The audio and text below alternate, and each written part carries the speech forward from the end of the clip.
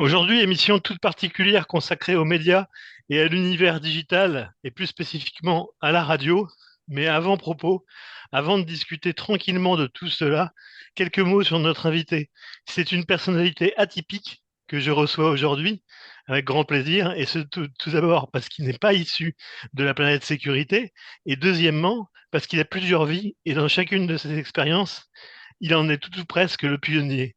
J'ai le grand plaisir de recevoir François Caron. François Caron, bonjour. Bonjour Aurélien. C'est un grand plaisir en fait de vous recevoir ici aux ondes clandestines.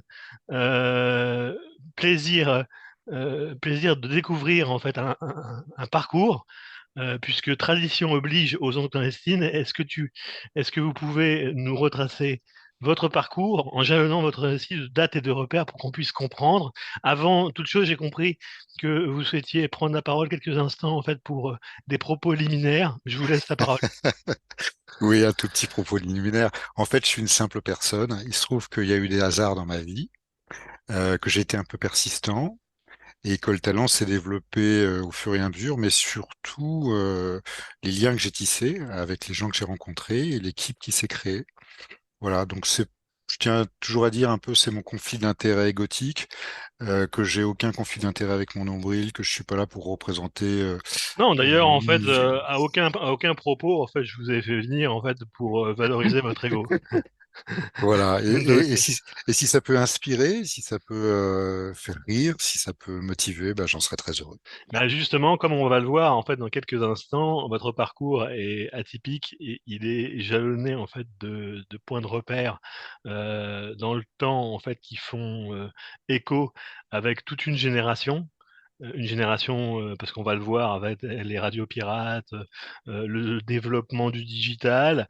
Mais je vous laisse la parole en fait pour que vous nous expliquiez, vous pouvez nous retracer votre background familial, votre cursus universitaire, puis vos débuts en fait atypiques dans ce métier.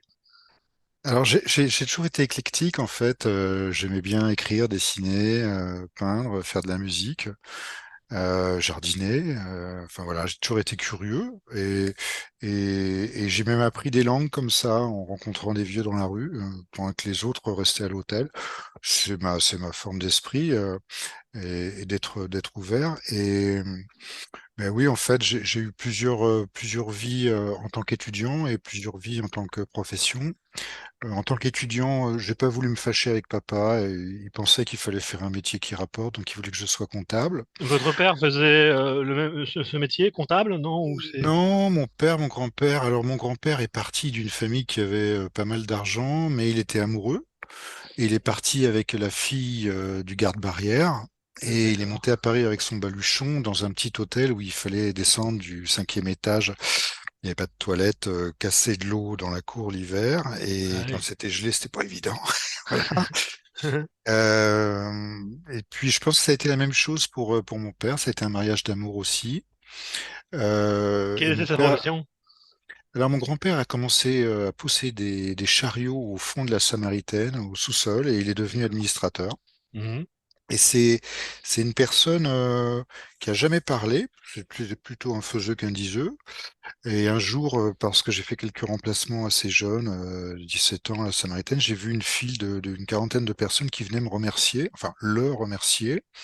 J'ai jamais osé lui en parler d'ailleurs, juste parce que le gars était chouette humainement. Et donc ça a été une grande leçon de management hein, ce jour-là. Et mon père était un mec assez jovial et donc il était représentant de commerce. Il vendait des trucs très différents.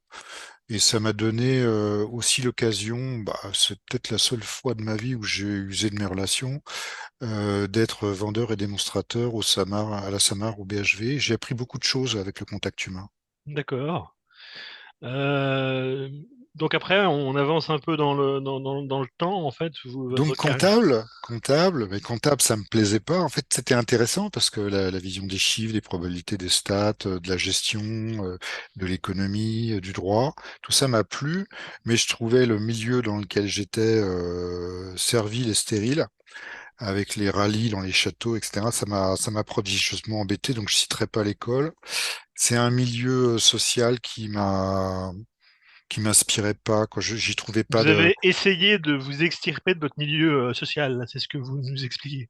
Ouais, disons que non, c'est juste simplement, en fait, Vous ennuyez dans le milieu dans lequel vous oui, étiez, puis oui, je finalement, m'embêtais. Oui, franchement, il fallait que vous découvriez autre oui, chose. franchement, ça m'allait pas. J'ai fait de la voile assez jeune. J'étais prof de voile quand j'avais 18 ans.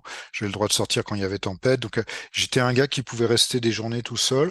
Et l'espèce d'entre-soi, où finalement on cherchait la comtesse à marier, ça me plaisait pas du tout. Voilà. D'accord. Donc j'ai dealé, j'ai négocié avec mon père en lui disant dès le départ, écoute, c'est intéressant, je vais apprendre des trucs sûrement, mais je vais peut-être faire d'autres trucs. Et j'ai choisi une fac où il y avait des anciens chercheurs en linguistique, l'école de Grenoble, c'était à Jussieu. Et j'ai travaillé avec en fait, un peu les fils spirituels de Benveniste, de Grévy, etc. Les premiers linguistes. J'ai croisé Guattari, des gens comme ça. Donc ça allait d'un côté sur la psychanalyse, l'autre côté sur la littérature, l'autre côté sur la linguistique, et puis jusqu'à un moment où ils voulaient m'entraîner dans un DEA de neurolinguistique. Et D'accord. là aussi, je suis parti de ce milieu parce que je sentais que être prof, c'était vachement bien, parce que j'adore communiquer, partager, Hmm. et j'adore les gamins, mais je sentais que l'archaïsme féodal de la grosse architecture interministérielle au-dessus de Ah, mes on retrouve épaules, quand même votre esprit un peu rebelle, libertin. rebelle, libertin. Non, je suis pas du tout rebelle. J'ai juste passé un gros bout de mon enfance tout seul sur un bateau et tout seul à me balader dans les bois. C'est quand même atypique, ça. C'est quand Donc même. j'ai besoin d'espace, quoi. Voilà, c'est Hmm, tout. hmm. Hein. Et j'ai dealé, encore une fois, parce que c'était vachement bien cette fac, parce que s'ouvraient les radios pirates, les radios libres.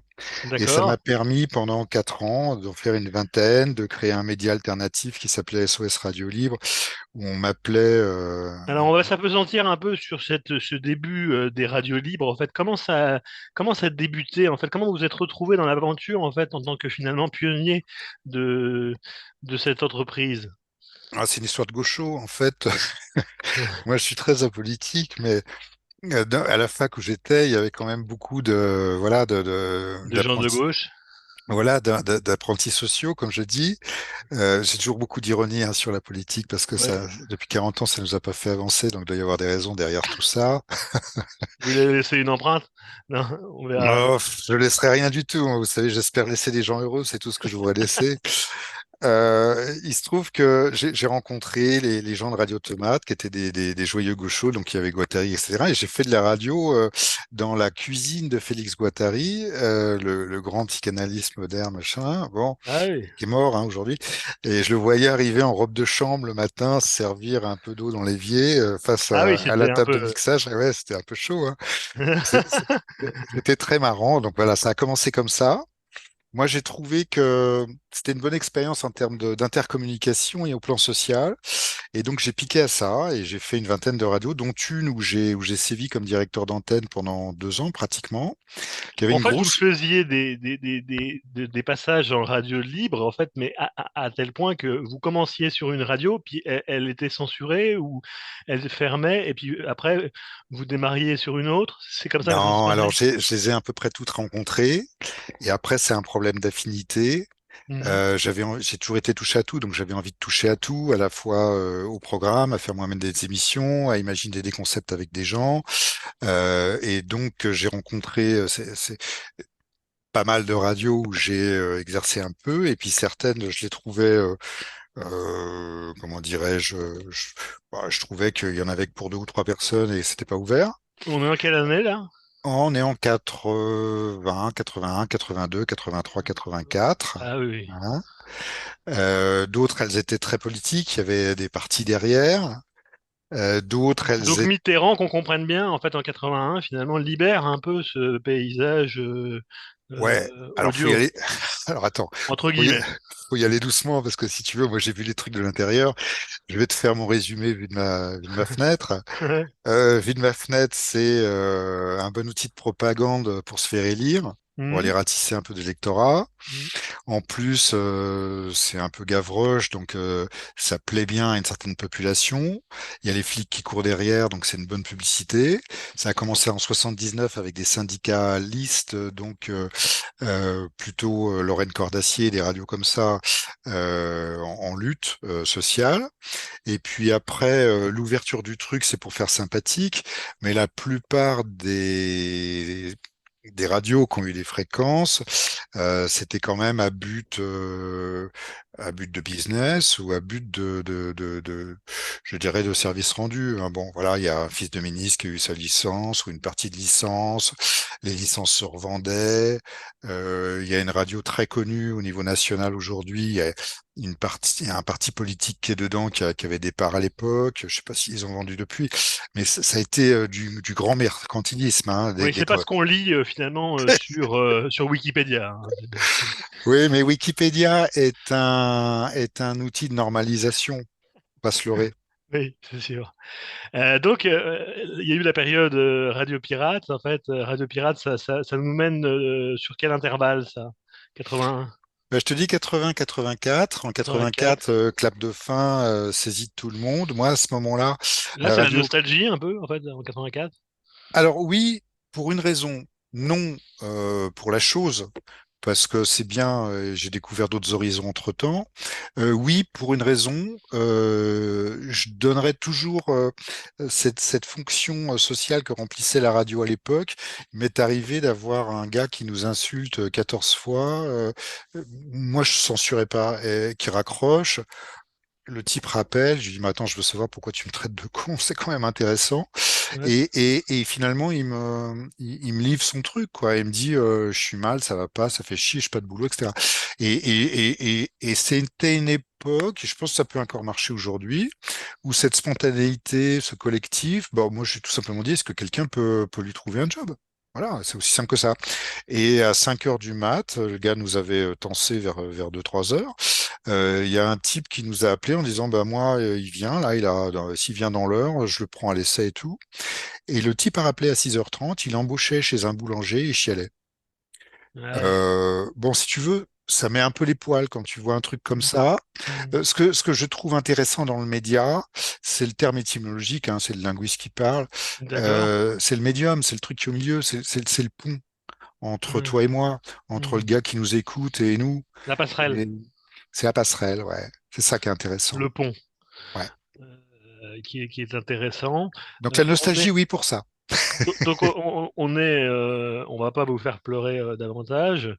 En 84, en fait, à 94, en fait, il s'est passé plein de choses, j'imagine, Bah, je suis sorti de là. entre la Ouais. création de votre société empreinte.com en 94 et 84. Qu'est-ce qu'il y a eu?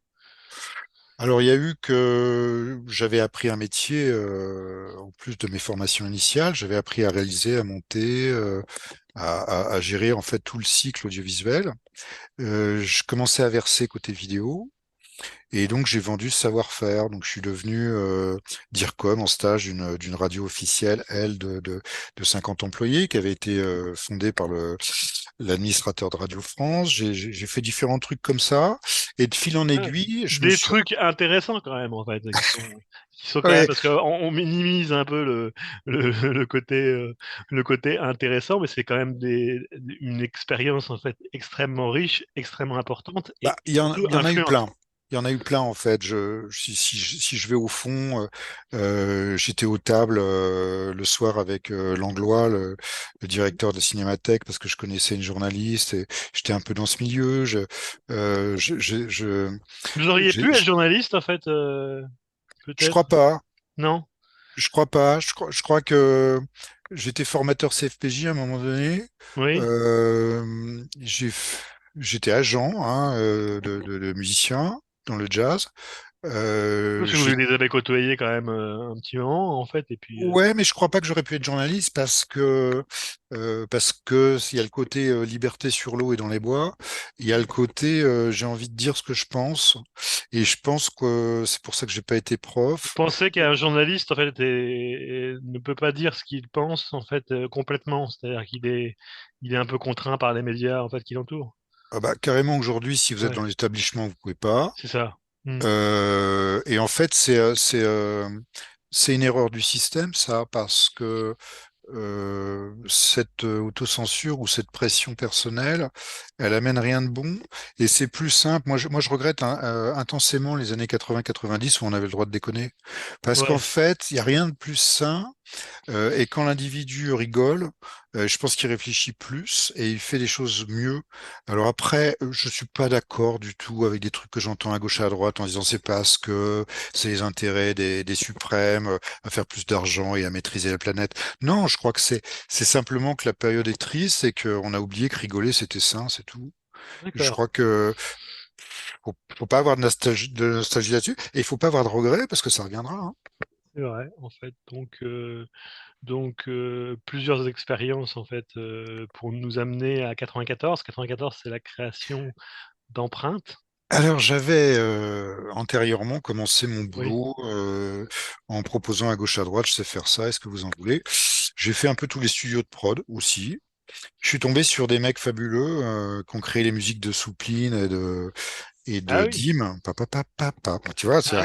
Ah, ah ouais, c'est Qui claque. m'ont. Là, tout Ouais, de suite, on a du respect, là. moi j'ai fait le tour. J'aurais dit, bah, vous me prenez, je suis gratuit, on apprend, je sais faire des trucs et on s'amusera. J'étais vraiment d'une époque où j'ai pas de pression et C'est une époque où vous rencontriez quelqu'un, il vous parlait d'un projet, vous pouviez le réaliser et c'est vous le ça. faisiez. Et vous le Et c'est faisiez. co- et c'est comme ça qu'a commencé la première boîte que j'ai montée avec un partenaire.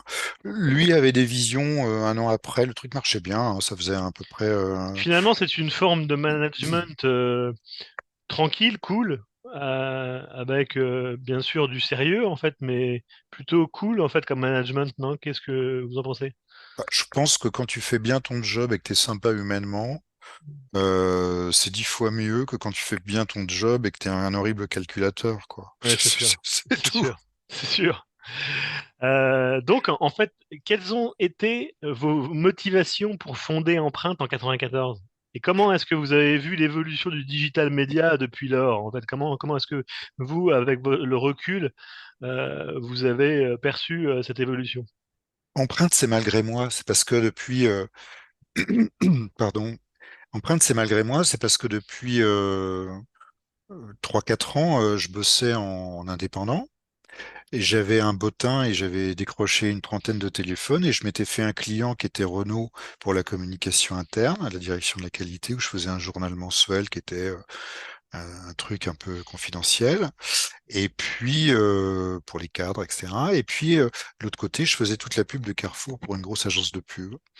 Donc les 4 par 3 j'ai collaboré également, les achats d'espace également, la conception des spots radio, l'enregistrement, la production, je les faisais, voilà. Donc, c'est Et un donc, boulot de publicitaire, là, en fait. ouais, ouais, ouais, j'étais entre la pub et Ah, la com d'accord. interne et la pub. Mhm. Ça vous Et pas, plaisait? ah, c'était passionnant. Mhm. D'abord parce que les interlocuteurs étaient bien, quoi. Il y avait des enjeux en termes de communication, il y avait à se remettre en question. Moi, je suis un créatif dans l'âme, donc il y avait un challenge tout le temps. Non, ça marchait bien. Puis il y avait des journalistes autour, des gens de Radio France, des grands reporters qui bossaient avec moi. Bon, j'ai adoré ce boulot. Mhm. Et puis bon, il y avait les comédiens, il y avait des gars, notamment Sauvion, avec qui j'ai bossé assez longtemps, qui faisait la voix de Colombo. Donc je Oui. faisais des pubs un peu déconnantes pour Carrefour, du genre c'est ma femme qui m'a dit à moi 50% en ce moment. Tu vois.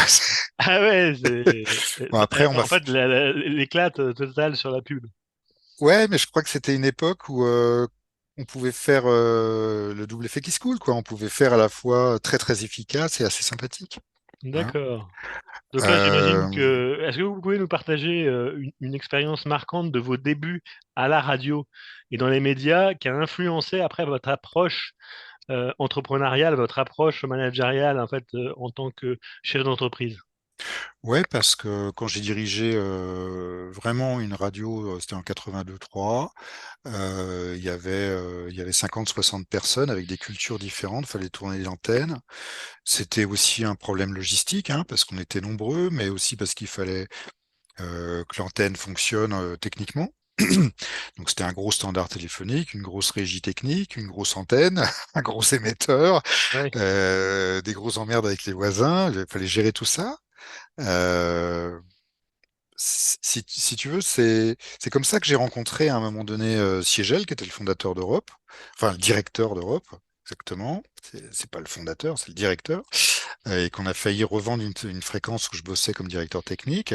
C'est l'improvisation, c'est la création, c'est l'équipe, c'est Mhm. le fait d'avoir un projet, d'avancer en même temps, de faire un truc structuré, en même temps collectif, et qui plaise, qui aboutisse à un public et à un marché. C'est toutes ces contraintes, si tu veux, où tu pars d'une feuille blanche, et puis au fur et à mesure, ça s'écrit presque sans toi, et à un moment donné, on te dit t'es plus utile, quoi. Mais Mhm. c'est mettre en place cette mécanique qui est motivant. Donc Empreinte s'est créé comme ça, hein. C'est-à-dire que Ouais, en fait, mon comptable est venu me voir un jour et il m'a dit, ça s'est créé malgré moi. Il m'a dit, Caron, t'es gentil, mais là maintenant, tu peux plus continuer comme indépendant. Ça devient un gros ça truc. devient. Donc tu transformes, tu apportes ça dans le fonds de commerce et tu crées une boîte. Voilà. Actuellement, Empreinte, c'est combien de personnes? Ah, c'est petit, hein, c'est moins de 10 personnes pour qu'on soit souple. Moins de 10 Et personnes? puis, et puis c'est une sous-traitance habile de façon à pouvoir répondre. Et puis le noyau, le cerveau, c'est chez nous. La société est en bonne Euh, forme? ouais, ça va. Ouais, ça va. D'accord, super. Ouais, Bon, bah, ouais, ça ça c'est cool. va. Plus 15% l'année dernière de chiffre d'affaires, rentabilité, machin. Mais en fait, ce qu'il faut pas perdre de vue, c'est que une boîte, Oui, c'est soit une machine à fric, soit une machine à créer. oui, Et ce qui me fait un peu mal au sein, exprès, je donne cette ouais, expression, qu'elle rentre dans l'oreille, c'est que souvent, aujourd'hui, on pense trop au fric. Le fric, il vient après. ouais. D'abord, faut bosser. Et on bosse beaucoup mieux avec, on bosse beaucoup mieux avec une vision créatrice, avec un truc qui anime les gens, qui les entraîne. Voilà. C'est sûr, c'est sûr. Comment vous embarquez, en fait, en effet. C'est l'anecdote des 40 personnes qui viennent me voir pour me dire ton grand-père, il était chouette, parce qu'ils avaient envie de bosser pour lui. Ce jour-là, j'ai vraiment compris un truc là-dessus. C'est que tu fais rien tout seul. J'avais une question aussi, en fait, en tant que pionnier du digital français, parce que ça fait un peu grandiloquent en fait de dire ça, mais vous étiez un de ceux qui ont débuté là-dedans. Comment est-ce que vous percevez le rôle de la souveraineté numérique dans l'industrie aujourd'hui? Souveraineté numérique, en fait, dont on parle beaucoup, en fait, fleuron en fait de l'intelligence économique. Voilà, il faut que la France rayonne. Comment est-ce que vous percevez ce rôle?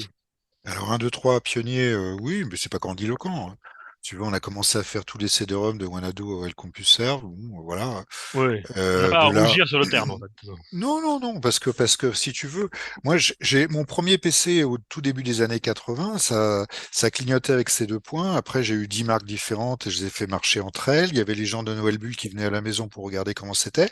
C'était ces merveilleux fous et leurs drôles de machines.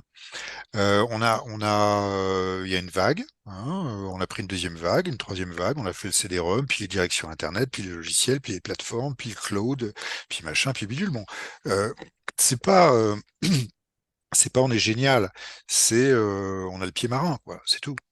Après, qu'est-ce que je perçois de la souveraineté? Je suis assez ironique. Hmm. J'ai commencé à en parler il y a 2 ans, 2, 3 ans, parce que je remarquais qu'au fronton, au frontispice des ministères, il y avait écrit souveraineté, souveraineté, Ouais, ministère de la c'est à souveraineté la mode. agricole, machin, ministère de la souveraineté des finances, machin. Bon. Alors, je me suis tout de suite posé la question, c'est le linguiste qui parle là encore, parce que généralement, quand on me dit un truc, Oui, c'est le contraire du truc, hein. Je, ouais, je t'explique. c'est ça. Si tu veux que, euh, si je suis un salopard et que je veux qu'on pense que je suis vertueux, eh ben, je vais te Ouais, parler de vertu. Voilà. exact.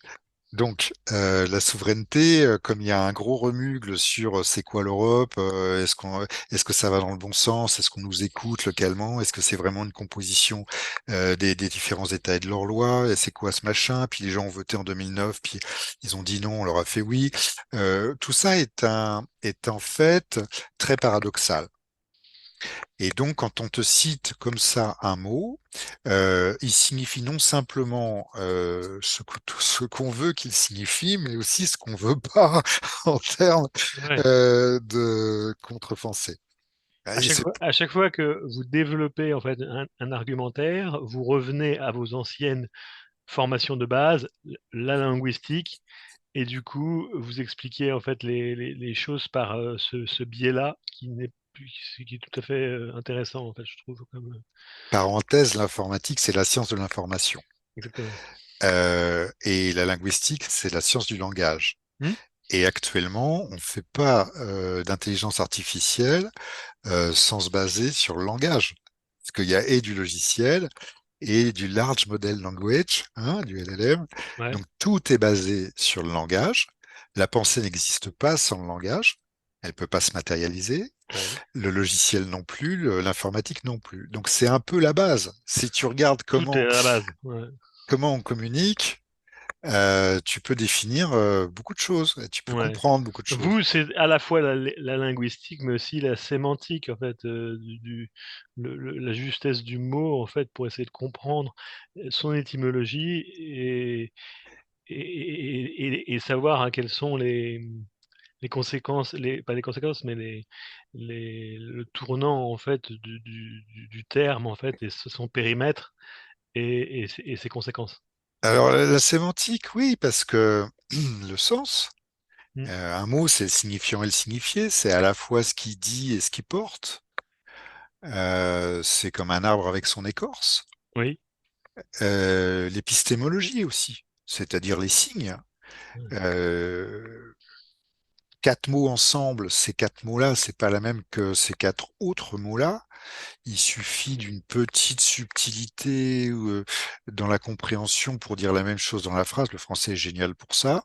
Mhm. Pour que tout de suite, en termes de signes, il y a une sous-portée, il y a une harmonique, il y a un truc qui est derrière, une lecture entre deux lignes où tu te dis, ah ouais, c'est pas tout à fait la même chose, ça peut dire ça aussi.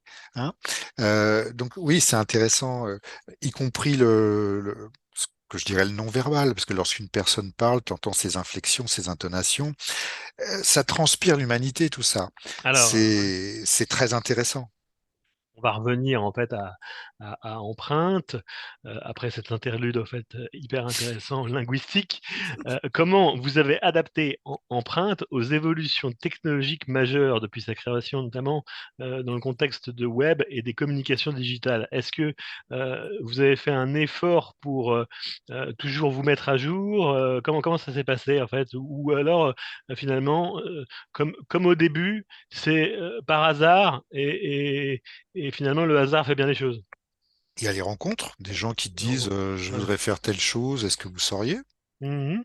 Il y a les dialogues où tu dis tiens, telle chose est faisable, mais il y a aussi telle chose et du coup ça fait naître des idées. Il y a les envies. Est-ce que tu as envie de relever ce défi? Il y a les barrières parce que l'humain est un peu découvreur dans l'âme. Ce truc-là, on n'arrive pas à le faire comme on pourrait résoudre. Il y a l'esprit d'équipe que de constituer aussi un noyau dur qui gravit et qui monte tout doucement. Il y a l'organisation, l'histoire de l'équipe. Euh, et puis, il y a le plaisir de faire les choses. Moi, je dis toujours que le 30e mois, il y a un chèque et les 29 mois précédents, il y a du plaisir. Ça ne veut pas dire que le 30e, il n'y a pas de plaisir, mais si tu Ouais, veux, bien sûr. c'est pas le même. En quoi consistait votre premier webcast depuis Sienne en Italie en 97 en fait, et comment ça a été perçu à l'époque? Ah, c'est assez marrant parce que c'est un endocardiologue assez réputé qui me dit on veut faire un truc, j'ai entendu parler du numérique, est-ce qu'on pourrait pas ceci, cela. Alors il se trouve que je faisais des CD-ROM pour lui à l'époque parce que c'était très prisé de faire des encarts numériques dans les magazines. Voilà. Mhm. Mhm. Et je lui dis bah oui, oui, c'est totalement possible, tu me donnes une prise téléphonique et puis on va se démerder de la chose. Et je travaillais avec les deux, trois boîtes américaines qui savaient faire, une ou Mhm. deux boîtes françaises qui pouvaient supporter tout ça. D'accord. Et je suis parti avec mon fer à souder, mes deux, trois ordinateurs. Et sur place, on a plugué l'histoire. Et c'était suivi en temps réel à Washington et dans deux, trois autres villes et à Paris. Voilà. Et donc D'accord. ça a été ouais, vraiment une des toutes premières diffusions en temps réel à but scientifique et technique. Euh, ouais, c'était pas extraordinaire, tu vois. Tu prends Ouais. l'écran de ton ordinateur ou de ton téléphone aujourd'hui, tu le coupes en 16. C'est clair. Bah, C'était deux timbres-poste, hein, quand même. C'était avec une techno Real Networks qui a été créée par un gars un peu fou que j'avais rencontré, Rob Glazer, qui était très texan, très rentre-dedans. Microsoft était rentré à 25%. Le mec disait envahir le monde, et puis ça, vous c'est parti. développez vos activités également en fait à l'étranger? On a eu au début, si tu veux, au début, on était peut-être 4 ou 5 dans le monde à faire ça. Donc on avait effectivement des touches de tel ou tel organisme, notamment le Climate Change, hein, l'organisme international sur le GOP, hein, Mm, sur le mm, climat. mm. Il y a eu effectivement dès le départ la Cité des Sciences, tous les ministères. Le Premier ministre, c'était marrant. On avait les gendarmes avec leurs dragonnières qui venaient en moto nous livrer le truc depuis l'Élysée. Ah oui. C'était vraiment une drôle d'époque parce que il y avait un ou deux gus qui faisaient ça. Ouais. Et vous On étiez avait, un des deux Gus. ouais, j'étais un des deux gus. Il y avait un indépendant et une boîte constituée. Moi, j'étais la boîte constituée. Euh, Il s'appelait Olivier Moulin, tu vois, le gars qui faisait ça. Mm. Et c'est marrant parce que les gens nous regardaient puis nous posaient toujours la question, vous avez fait École centrale, vous avez fait Polytechnique, vous avez fait... Et puis moi, je leur répondais, non, non, j'ai fait des nuits blanches. Ouais, c'est vrai. Souvent, en fait, les Ce qui revient au gens, même, hein, ce qui revient au même, hein. lorsqu'il y a un facteur de réussite, en fait, ils pensent que on a fait les grandes écoles ou quelque chose comme ça. Ouais, je le remarque parce que Comme si l'intelligence, en fait, avait une notion euh, de scolaire. non, je le remarque parce que les 10 premiers milliardaires dans le numérique aux États-Unis, il y en a 7 qui n'ont pratiquement pas fait d'études. Voilà. Donc, c'est vrai. Bah, C'est ça me important. rassure alors. Ouais, c'est important de le dire parce qu'en fait, c'est pas, c'est ce que je réponds en disant les nuits blanches. Quand tu travailles beaucoup, que tu te remets en question, de toute façon, tu apprends autant qu'un gars qui va faire des prépas, etc. Donc c'est pas le diplôme qui est très important. D'ailleurs, moi, j'ai pris aucun de mes diplômes. J'ai le niveau expert comptable et on m'a donné la maîtrise. J'ai dit non, non. Et puis après, je me suis rendu compte que j'avais même pas la licence parce qu'il manquait une UV qui avait pas été validée suite à une grève, Ah machin. oui. Mais et puis quand on m'a dit tu rentres au DEA, vas-y. Mais en fait, ce n'est pas important. Ce qui est important, c'est d'avoir appris des choses et les mettre en pratique. Hmm. Et ça, il faut que ça change en termes de mentalité parce que je pense pas qu'on puisse développer le numérique, on revient à la souveraineté, qu'on puisse développer le numérique avec de l'argent qu'on donne par les investisseurs qui ont ce critère. Ce critère est mauvais. Un bon entrepreneur, c'est un entrepreneur qui est capable de faire des nuits et de créer une équipe et d'arriver à joindre son concept au marché. Et à ce moment-là, il va commencer à penser argent, mais entre-temps et jusqu'à là, il a tout fait avec des économies de ficelle et des bouts de chandelle. C'est ce gars-là qui va savoir gérer et créer une entreprise et la rendre prospère. Alors, comment vous expliquez votre vision d'avenir du digital média en France et comment vous envisagez le rôle d'empreinte dans ce paysage? Est-ce que votre vision en fait est sombre ou est-ce que elle est pleine d'avenir en fait sur dans ce domaine? En les trois, Les trois, c'est bon, elle est consensuel. sombre, elle est sombre et claire, parce qu'il y a du bon et du pas bon, parce qu'il y a des hypothèses qu'on connaît pas et on verra plus tard. Il y a forcément de l'avenir, même après nous. Donc, c'est quoi le boulot d'empreinte? Ça aurait pu être autre chose, mais c'est ça. Le boulot d'empreinte, c'est de créer une des plus belles technos sur le sujet. Je le dis avec modestie, hein, ça fait 20 ans qu'on y bosse. C'est mon équipe, c'est le directeur technique, c'est l'équipe commerciale, c'est les clients, c'est les ingénieurs, c'est les gens qu'on croise et qui repartent ailleurs. Empreinte, c'est le webmaster de Radio France, le PDG d'une filiale qui fait dans l'hydrogène chez Areva. C'est plein de gens qu'on a croisés. Un directeur du plateau multimédia chez Orange. Hmm. Si tu veux, c'est cette aventure humaine Hmm. et c'est ce que créent les hommes. Et là, on Hmm. parle de numérique en disant ça. On essaye de créer une plateforme vidéo universelle dans laquelle tu peux faire de l'affichage numérique, de la visio temps réel, du live au niveau planétaire, de l'interactivité, de la sécurité, de la plateforme média, et tout ça facilement et très sécurisé et sur mesure pour les organisations. C'est un tout petit segment, mais c'est un segment qui est indispensable pour les hommes, pour la communication, pour le collectif. Et c'est pour ça d'ailleurs qu'on l'a appelé empreinte. C'est dès le départ, moi, c'était important pour moi de faire un truc qui colle au client, Mhm. qui lui ressemble, qui le porte. Et empreinte, c'est pas, encore une fois, comme dans l'introduction tout à l'heure, c'est pas mon nombril. Empreinte, c'est toi, client, utilisateur, c'est ton empreinte. On a Voilà. bien vu que vous êtes un touche-à-tout, en fait, un amoureux des choses. Vous faites votre métier en fait par passion. Maintenant, comment vous avez équilibré vos diverses formations linguistiques, économie, gestion, musique, sport, nautique, en fait, et dans votre carrière entrepreneuriale? Oh bah, t'as oublié de dire que j'ai fait des enfants entre-temps. Aussi, aussi, j'ai pas tout, j'ai pas tout mentionné. Non, je crois que tu te nourris de ce que tu fais, des rencontres que tu fais. Et en fait, euh, d'avoir été un peu commerçant, ça m'a appris le contact. D'avoir été un peu en compta, ça m'a appris à compter. Je vais faire basique, linguistique, à parler, à comprendre. Économie-gestion, évidemment, à gérer une boîte. La musique, c'est intéressant parce que c'est à la fois un exercice d'ascèse, mais en même temps, il y a toute la théorie qu'il faut connaître aussi. J'étais jusqu'en harmonie. Donc c'est intéressant par rapport à la discipline, au sens premier du terme. Et puis c'est aussi l'éclate, c'est le bof, c'est de jouer avec des copains, et c'est le collectif. Donc tout ça, ça se rejoint, tu sais.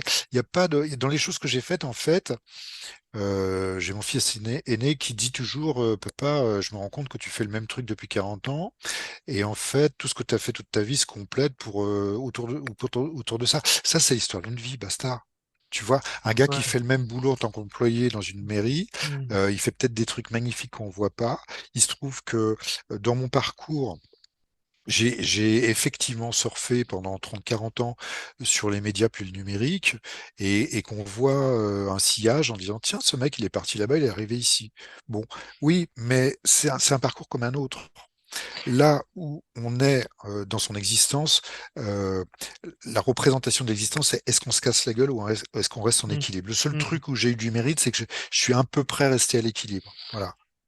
Alors, on va pas tarder à conclure en fait cette émission, mais avant toute chose, en fait, j'ai une dernière question en fait avant de vous laisser le mot de la fin, en fait, notamment une question chère aux ondes clandestines, une question que j'ai adaptée. La CIA, vous le savez, décrit le monde sécuritaire en 2040. Si vous aviez la possibilité d'appliquer cet exercice au digital et à l'intelligence artificielle, ce qui est hyper vaste, en fait, quelle serait votre vision du monde? Alors, deux choses. J'ai rencontré à peu près tous les secrétaires d'État, sauf les deux derniers qui étaient, je pense, un peu business. Euh, Secrétaire d'État au ouais, digital? ouais, Ouais, ouais, ouais, parce que ça m'intéressait de voir. Et en fait, j'avais juste un message à leur porter, à part le fait que j'ai un boulot et que je sois dans la profession, c'est que j'avais détecté très tôt des lois qui avaient été très tôt, c'est milieu fin des années 90, des lois qui avaient été mises en place aux États-Unis où tu voyais très clairement qu'il était écrit qu'il y avait une prise de possession du contrôle au niveau planétaire sur l'information et l'informatique. Un. Et ouais. deux, que c'était un joint entre les Mm, entreprises et l'État. mm, Ce qui est un mode d'organisation tout à fait différent des entreprises européennes. Et forcément, quand tu mets en joint les entreprises et l'État, non pas je suis une grande entreprise, j'ai un problème, je vous appelle, est-ce que vous pouvez m'aider? Non, non, non, c'est on avance ensemble et on se rend des services. Et c'est vraiment, on est dans le même bureau quelque part. Forcément, tu perds. Et j'avais indiqué ça dès le départ en disant on est des naïfs. Et en plus, j'avais entendu les gens de Noël Bull à plusieurs reprises qui me disaient ouais, mais t'inquiète, nous, Microsoft, on souffle et on l'efface. Et je leur disais à l'époque, mais t'es con. Et on était en 92-13. Tu vas 13-14, pardon. Et tu vas te planter là. Ça, c'est pas du tout la bonne direction parce que le temps, c'est de l'inertie.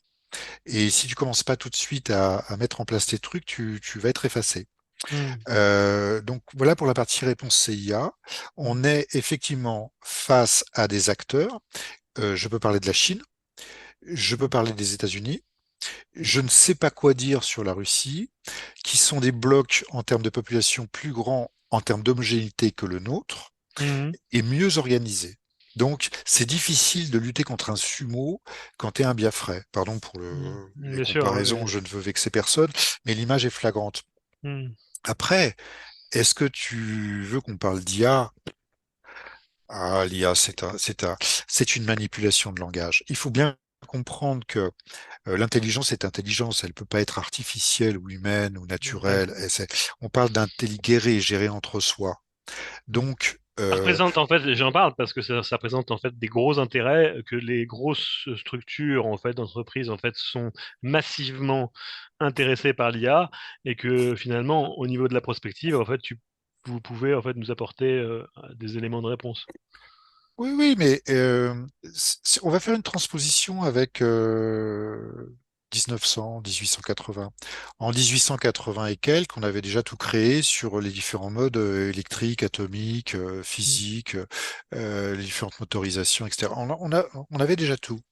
En 1980 ou 90, on avait tout. Là, on est dans un moment où il y a une évolution du logiciel. Je voudrais bien qu'on comprenne ça. Parce que IA est une manipulation du langage. Il n'y a pas d'intelligence. Si tu veux, il y a des logiciels stade 1 qui marchouillent, Mhm. stade 2 qui sont beaucoup plus intelligents parce qu'ils peuvent aller chercher de l'info eux-mêmes et faire des choses, on est là-dedans, et stade 3 peut-être, je ne sais pas, qui peuvent faire bien d'accord d'autres choses. Mm. Là où se pose la problématique pour nous, Européens, c'est qu'on a face à nous des sociétés dont la moindre a le PIB de la France, Mm. collabore avec des États et avec des visions, Mm. et on est dans une phase d'accélération où le logiciel change singulièrement. Le dernier changement, c'est il y a 5 ans, quand on est passé dans le cloud, avec des technologies qui ont radicalement évolué. Toutes les innovations qui sont portées aujourd'hui sont au niveau 2, c'est-à-dire des choses un peu compliquées à faire, mais pas tant que ça, 2 ou 3 en termes d'innovation, par des multinationales ou américaines ou autres, mais essentiellement américaines dans ce domaine. Donc les techniques de cloud et tout ça, c'est Google, etc. Bon, et le langage, c'est quoi? C'est Meta Co. Sachant que dans Meta, tu as 20% de capital qui est Carlyle, c'est-à-dire le fonds de pension de la CIA à l'origine de la création, etc. Donc on est face à des gens, un, organisés, deux, en accélération, trois, sur le domaine logiciel. Et pour nous faire gober le truc, il y a la peur. Je Mm. te dis que je suis plus intelligent que toi, donc je te Bien parle sûr, d'intelligence artificielle. bien sûr. Mais il y a aussi la robotique, il y a aussi les nanotechnos, Oui, c'est vrai il y a qu'on aussi le on peut pas tout quantique. évoquer comme ça. Si tu veux, l'IA est une des vagues. Alors, on va commencer IA générative, puis on va t'en faire d'autres. Faut vraiment bien distinguer Mm. le marketing de la réalité. C'est du logiciel, c'est Ouais. pas de l'intelligence. L'intelligence, c'est autre chose. C'est une entité, je renvoie à Luc Julia et d'autres, qui, par elle-même, à partir de rien, est capable de créer. Et ça, c'est pas le cas. Là, c'est un aspirateur avec des logiques pour associer. C'est pas un truc déterminant. Ou pour observer, ou pour regarder les cartes plus finement, Mm. ou pour faire des comparaisons et pour faire de Ouais, je vois. l'auto-apprentissage. Mais en fait, c'est du logiciel qui a plus besoin de tes doigts. C'est le logiciel qui observe tout ce qui a été fait pour remplacer tes doigts. Mais Mais ça n'est en pas tant que tel, d'intelligence. c'est toujours du logiciel. Voilà. On n'est Ouais. pas dans un truc supra où on a décollé et on est ailleurs. Je vais te donner un exemple. Il y a un mec qui s'appelle Albert Fert, je crois que c'était en 2007, qui était au CNRS, si je me trompe pas, qui a découvert l'électromagnétosphère géante. Ouais. Il a découvert, alors, est-ce que c'est par sérendipité, c'est-à-dire par hasard qu'il a découvert le truc, je sais pas, mais que une matière métallique pouvait contenir sans alimentation électrique une information, et toi qui l'as rallumé, il s'est rendu compte que c'était gravé. Il a vu qu'il y avait un effet magnétique sur la matière et qu'on pouvait stocker. C'est grâce à ça qu'il n'y a plus de disque dur, maintenant c'est que du SSD partout dans le monde. Ça pose deux problématiques. La première, c'est celle de la fracture du mec qui découvre un truc qui est vraiment fondamental, qui est de l'innovation niveau zéro, c'est-à-dire Mhm. qui est au niveau de la matière, qui est au niveau du vivant, de la physique. Ça, c'est de l'innovation. Le reste, c'est de l'application. Et on aura sans doute des ordinateurs qui tiennent sur l'ongle et qui contiennent tous les ordinateurs de Paris dans peu de matière, hein. On aura sans doute, avec la mathématique quantique, des évolutions dans tous les domaines, y compris peut-être que même tout ce qu'on a aujourd'hui pour nous sécuriser marchera plus parce que ce sera à plus haut niveau. Ouais, bien sûr. Euh, c'est là que se passe, si tu veux, pour moi, la vraie innovation. Mmh. Il y aura des ruptures encore parce qu'on est en accélération. Donc des Mais la ruptures de prédiction, ouais, mais là, il y avait deux prédictions qui étaient données sur l'IA il y a quelques années. C'est euh, l'IA va s'affoler, il va tous nous tuer. Bon, bah ça s'est déjà passé en 2008, hein. Le mmh crack boursier de 2008, c'est du logiciel qui a déconné. mh. Bien sûr. L'hypertrade qui calculait les achats et les ventes, puis ça s'est tombé en cascade, puis le marché était fragile, il est toujours autant Ouais, aujourd'hui. ouais. Et puis la deuxième conjecture, c'est oui, un jour l'IA va découvrir des choses qu'on ne sait pas, qu'on ne comprendra pas, etc. Soit, mais moi, ma conclusion, elle est toujours que ça, c'est du domaine du visible. Il y a des choses du domaine de l'invisible. Là, il y a des résurgences, si tu veux, il y a des choses qui surviennent à un moment donné qui sont des ruptures fondamentales. Et je pense qu'on se concentre un peu trop sur le marketing américain. Mmh. On devrait plus penser et travailler par nous-mêmes et se dire, bon, OK, ils ont de l'avance, ben, on a des trucs aussi. Et surtout, analyser de nos erreurs. Pourquoi un machin qui a été inventé par un Français n'a pas été automatiquement, avec les forces vives qu'on a en Europe, breveté de tous les côtés pour qu'on ait les brevets? Aussi bien de ce qui s'est passé au CERN quand on était à l'origine d'une expérience qui est devenue Internet, que ce qui s'est passé au CNRS quand il y a une expérience qui est devenue le SSD, etc. C'est là qu'on doit travailler. C'est-à-dire, c'est sur le fondamental. On a des chercheurs, on a des entreprises. Comment on maille ça d'une autre façon qu'avec ce qu'on fait dans les États chinois et américains, c'est-à-dire on met l'armée avec les entreprises, je résume, hein. Ouais. Mais on a une intelligence collective et active. Et ça rejoint ce que tu disais sur la souveraineté. Pour moi, c'est une faiblesse de parler de souveraineté. Je préférerais qu'on parle d'autonomie ou d'organisation et qu'on soit très pragmatique. Est-ce que c'est, votre mot de la fin ou vous avez d'autres choses à ajouter que vous souhaiteriez nous dire en fait en conclusion en fait de cet échange? Ouais, c'est pas le mot de la fin. Le mot de la fin, c'est l'homme, c'est d'être créatif. Je crois qu'on fait rien sans ça. Je reconnais votre côté linguistique là-dessus. Et puis de savoir que le numérique, c'est une création de l'homme. Donc, on peut aussi voir qu'il y a des défauts dans notre façon de le créer, de l'utiliser. Et puis, il y a, pour moi, une chose fondamentale. Euh, je suis gêné de le dire, mais pas être oiseau de mauvais augure, mais c'est quand même la première fois qu'on crée un système qui peut tomber en panne et qui gère tout. Un. Et deux, c'est la première fois qu'on crée un système qui bouffe déjà aujourd'hui 30% de les ressources de la planète et demain 50%. Donc je crois qu'il faut être raisonné. Mmh. Je crois qu'il faut être raisonné, il faut penser à ça, il faut agir à ça. Et je pense que c'est pas aux consommateurs citoyens de penser à ça, c'est aux multinationales de faire gaffe. Parce que si demain on s'aperçoit que les Microsoft et Co, elles ont ruiné la planète et qu'on peut plus y vivre, c'est pas la faute du consommateur.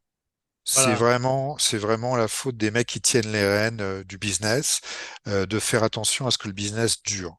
Et c'est pas à eux de renverser le truc en nous disant, ah, les petits gars, faut pas trop consommer, faut être sage, sachant que ça a des conséquences aussi dans l'éducation, dans les comportements sociaux, etc. Il faut penser à ça. Il faut vraiment agir là-dessus. Et c'est pas que au bonhomme que tu es ou que je suis ou à celui qui écoute qu'il faut dire ça. C'est vraiment au leader de ce métier.